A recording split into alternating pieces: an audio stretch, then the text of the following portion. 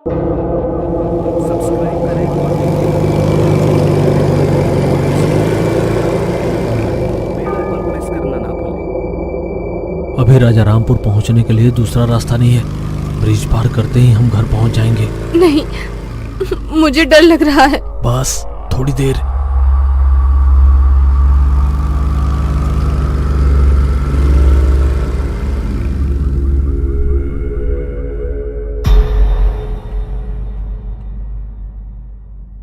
इस पुल पे आने की हिम्मत कैसे हुई तुम्हारी?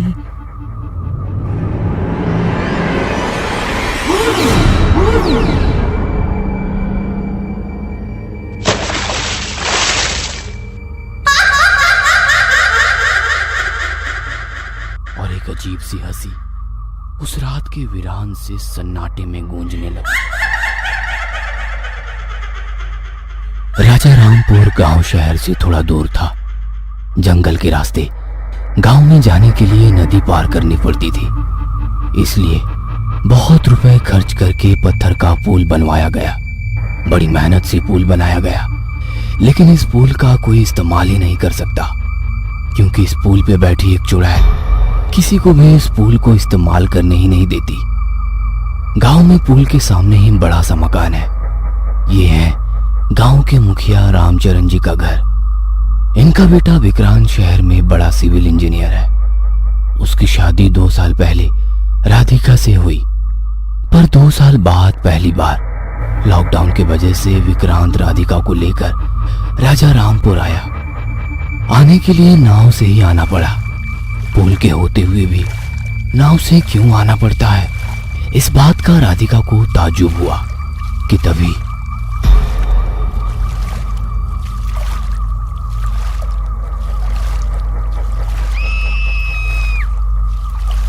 इसके बाद बोट वाले ने बताया, जरूर उन्होंने पुल से जाने की कोशिश की होगी साहब, तभी उस पुल वाली चुड़ैल ने इनको मार डाला होगा। यह सुनकर राधिका और ज्यादा डर गई। इस गांव में आते ही उसका इतना डरावना स्वागत हुआ कि अगली 2 रातें वो सो ना पाई। उसी रात में भी वही लाशें दिख रही थी।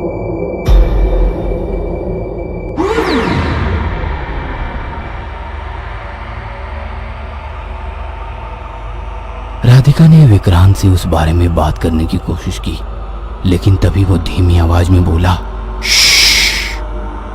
वो पुल अशुभ है, इसके बारे में कभी बात मत करना। इसलिए वो बात वहीं बंद हो गई।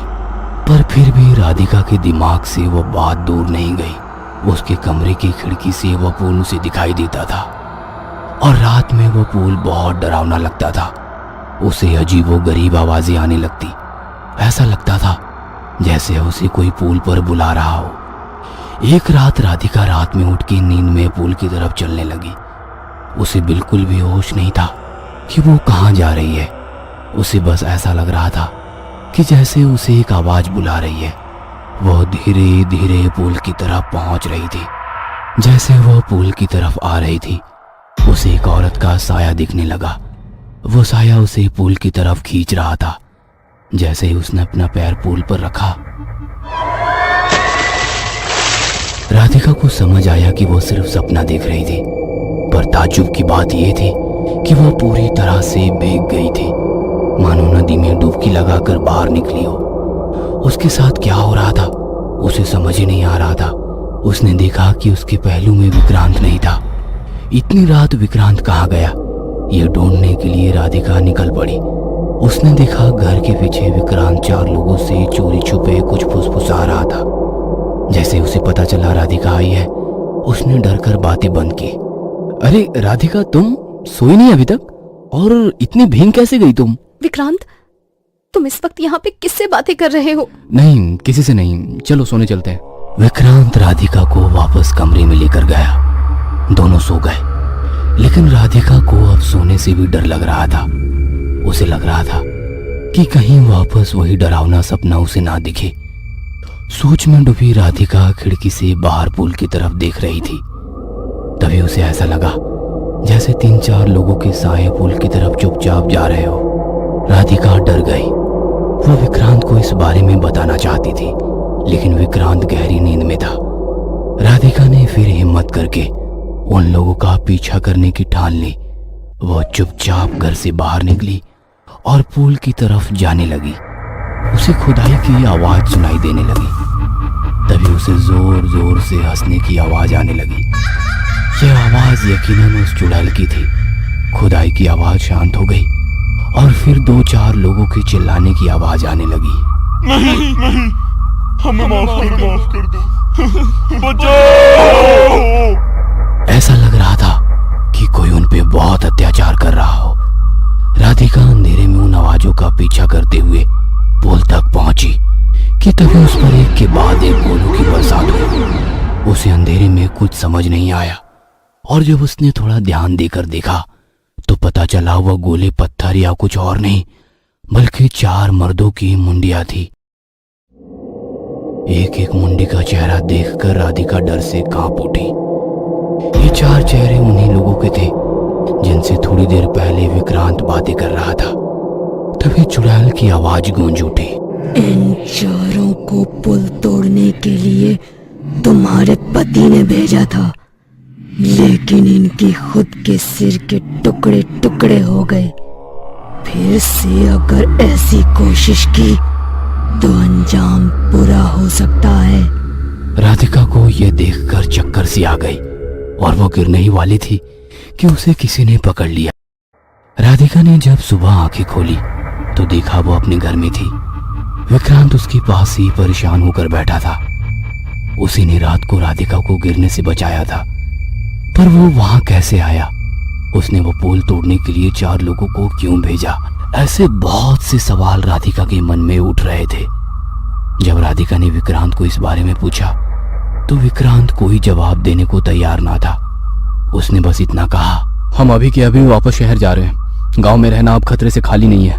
विक्रांत इतना ही बोलकर पैकिंग करने चला गया। विक्रांत और राधिका नाव में बैठकर शहर की ओर निकले। जाते वक्त राधिका उस पुल को देख ही रही थी कि तभी अचानक तूफान आ गया। नदी में इतनी बड़ी लहरें उठने लगी जैसे समंदर हो। भूकंप का एहसास होने लगा। नाव उलट पलट होने लगी। तभी उस चुड़ैल की आवाज आई। खबरदार, अगर इस गांव से बाहर कदम रखने की कोशिश की, विक्रांत और उसकी पत्नी अब इस गांव में कैद रहेंगे। अगर फिर से नदी पार करने की कोशिश की तो पूरा गांव तहस नहस कर दूंगी। ये बात सुनकर विक्रांत और राधिका डर गए। किनारे पर खड़े गांव वाले भी यह देखकर और यह सुनकर हैरान हो गए, क्योंकि अब तक पुल कोई पार नहीं कर सकता था, पर अब नाव में बैठकर भी नदी भी पार करना चुड़ैल ने मुश्किल कर दिया। तभी एक बड़ी सी लहर आई और बोट उल्टी हो गई। विक्रांत और राधिका तो जैसे खींचे हुए वापस गांव के किनारे आ पहुंचे। अब राधिका और विक्रांत को राजा रामपुर में ही रुकना पड़ा। राधिका पेट सी थी। वह जल्दी ही एक बच्चे को जन्म देने वाली थी। अब राधिका को रात भर आने वाले पुल के सपने बंद हुए। उसे रात को अच्छे से नींद आने लगी। रात को खिड़की बंद रखने के बावजूद ठंडी हवाएं आती थी। कुछ ही महीनों बाद राधिका ने एक बच्चे को जन्म दिया। गांव में घर में खुशी का माहौल था। फिर भी ऐसा लग रहा था कि कोई बुरा साया उन पर मंडरा रहा हो। वापस शहर कब जाने को मिलेगा, इसकी चिंता उन्हें अंदर से खाए जा रही थी। राधिका को किसी और की बात की टेंशन होने लगी। उसे लग रहा था कि बच्चे के आसपास कोई है। बच्चा उसे नहीं बल्कि किसी और को देखकर हंस रहा है, किसी और से खेल रहा है। कोई दिखाई नहीं दे रहा था, फिर भी बच्चा किसी अदृश्य साए के चंगुल में था। अब रात में फिर से राधिका को सपने आने लगे। वह पुल दिखने लगा, लेकिन इस बार सपने में बच्चा पुल की तरफ जाते हुए दिख रहा था। बच्चा रेंगते रेंगते पुल पर पहुंच चुका था। उसे चुड़ैल बुला रही थी। अब बच्चा चुड़ैल के बिल्कुल करीब पहुंच चुका था। चुड़ैल उसकी तरफ बढ़ रही थी। जैसे ही चुड़ैल बच्चे को पकड़ लेती, वैसे ही राधिका नींद से जाग उठी। उसने पालने की तरफ देखा तो बच्चा नहीं था। उसने खिड़की से बाहर देखा तो बच्चा पुल पर रेंगते हुए किसी साए की तरफ जा रहा था। राधिका के तो होश ही उड़ गए। उसने विक्रांत को उठाया, वह भी डर गया। दोनों दौड़ते भागते पुल की तरफ पहुंचे। वहीं रुक जाओ, कोई पुल पर नहीं आएगा, सिर्फ ये बच्चा यहाँ आएगा। अब ये बच्चा मेरे पास रहेगा। यह बात सुनकर दोनों डर गए। राधिका रोने लगी, हाथ जोड़ के अपने बच्चे की भीख मांगने लगी। धीरे धीरे पूरा गांव पुल के पास उमड़ पड़ा। अब चुड़ैल उन्हें साफ साफ दिख रही थी, लाल साड़ी पहनी हुई, उसके उड़ने वाले बिखरे बाल, माथे पर लाल बड़ा टीका, लाल लाल आंखों में जैसे अंगार हो। और डरावनी बात यह थी कि उस चुड़ैल के हाथ में विक्रांत और राधिका का नन्हा सा बच्चा था। नहीं, मेरा बच्चा मुझे वापस कर दो। हमने तुम्हारा क्या बिगाड़ा है? क्या बिगाड़ा है? ये अपने पति से पूछ कि उसने मेरा क्या बिगाड़ा है। चुड़ैल की बात सुनकर सब लोग विक्रांत की तरफ देखने लगे। वो घबरा गया और आखिर उसने वो राज खोल ही दिया। विक्रांत बताने लगा, 4 साल पहले मेरी कंपनी को राजा रामपुर का पुल बनाने का कॉन्ट्रैक्ट मिला था। बहुत सारे मजदूर लगाकर काम शुरू हुआ। पुल का काम जब पूरा होने की कगार पर था, तभी एक दिन पुल गिर गया। पुल बनने से पहले गिरने से सब घबरा गए। ये बात फैलने से पहले फिर से पुल बांधने का काम शुरू हुआ, पर पुल फिर से टूट गया। लगातार कई बार कोशिश करने के बावजूद वो पुल गिर रहा था। खर्चा बढ़ रहा था, डेडलाइंस भी पार हो चुकी थी। 2 साल हो गए पर पुल खड़ा ही नहीं हो पाया। काम हाथ से निकल जाने का डर था। मैं बहुत परेशान था। तभी मेरे एक मुलाजिम ने कहा, साहब, आप नहीं जानते, ऐसे पुल कभी नहीं बन पाएगा। तो फिर कैसे बनेगा? टेक्निकल प्रॉब्लम तो कुछ भी नहीं है, फिर भी ये पुल खड़ा ही नहीं हो रहा। ये टेक्निकल मुद्दा नहीं है सर। नदी अपने ऊपर ये पुल खड़ा नहीं होने देगी। अगर आपको पुल बनाना है तो पहले नदी को बलि चढ़ानी पड़ेगी। क्या? बलि चढ़ानी पड़ेगी? ये क्या बात हुई? पुल बनाने के लिए अच्छी योजना, पैसा, शिक्षा, अच्छे कारीगर की जरूरत होती है। बलि चढ़ाने जैसी घटिया प्रथा की नहीं। ये सब तो पहले से ही आपके पास थे, फिर भी पुल नहीं बन पाया क्योंकि नदी अपने ऊपर ये पुल नहीं बनने दे रही। नदी को जरूरत है नर बलि की। एक बच्चे की बलि चढ़ाने के बाद देखिए, पुल कुछ महीने में ही पूरा हो जाएगा, वो भी बिना किसी रुकावट के। पहले मुझे इस बात पर भरोसा नहीं था, पर फिर गांव वालों ने भी यही बात मेरे गले उतारी और मैं भी ऐसी गंदी प्रथा पर यकीन कर बैठा। पुल बांधना मेरे लिए अब सबसे बड़ी बात हो गई थी। मेरे पूछताछ करने पर मुझे पता चला कि रात को एक नन्हे बच्चे की बलि चढ़ानी पड़ेगी। ऐसा बच्चा कहाँ मिलेगा मुझे समझ नहीं आ रहा था। तभी मेरा ध्यान गया पुल बांधने वाले एक कारीगर पर। वो और उसकी पत्नी पुल बांधने के काम में जुटे हुए थे। उनका एक नन्हा सा बच्चा वहीं झोली में सो रहा था। मैंने कारीगर से बात की, बच्चे के बदले मुंह मांगी रकम देने का वादा किया। कारीगर की पत्नी ये बात सुनकर गुस्सा हो गई, रोने लगी। वो बिल्कुल इसके लिए राजी नहीं थी, पर उसका पति तैयार हो गया। मैंने उसे पैसे दिए और रात को उसकी पत्नी की गोद से बच्चे को खींच कर ले गए। बच्चे की आवाज़ सुनकर उसकी माँ जाग गई, भागकर हमारे पीछे भागती हुई आई, चिल्लाती हुई आई, पर जब तक वो पहुंची उसकी नन्ही जान की बलि चढ़ चुकी थी। उस औरत के पति ने उसे जैसे तैसे संभाला। पुल का काम शुरू हुआ, लेकिन इस बार पुल की जगह बदल दी। सच कहूँ तो पुल की जगह नदी का बहाव ज़्यादा था। जहाँ कम बहाव था वहाँ से पुल बांधना शुरू किया। तब पुल बिना किसी रुकावट के पूरा हो गया। पुल के लिए उस बेचारे बच्चे की बलि देने की ज़रूरत नहीं थी, पर मैं गांव वालों के बहकावे में आकर गलती कर बैठा। उसी बच्चे की माँ रोती रही, पागल होकर पुल पर पत्थर मारती रही, कहती रही ये पुल नहीं मेरे मुन्ने की समाधि है।